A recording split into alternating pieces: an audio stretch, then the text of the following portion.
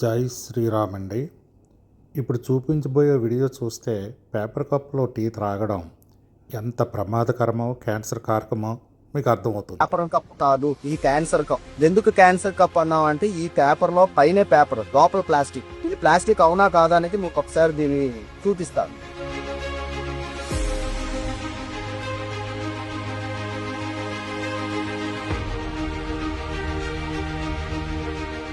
పైన పేపర్ అంతా పోయింది, లోపల ప్లాస్టిక్.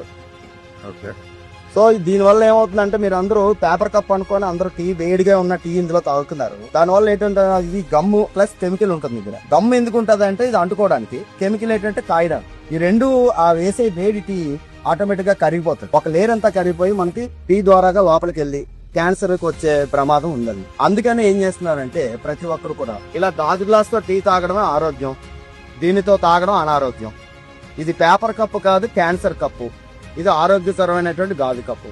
అంతేకాకుండా ఆల్టర్నేట్ గా మనకి మొక్కజొన్న పిండితో తయారు చేసినటువంటి ఈ కప్పు. ఇందులో ఎటువంటి కెమికల్ ఉండదు. కావాలంటే దీన్ని కూడా మనం చేసి చూడొచ్చు.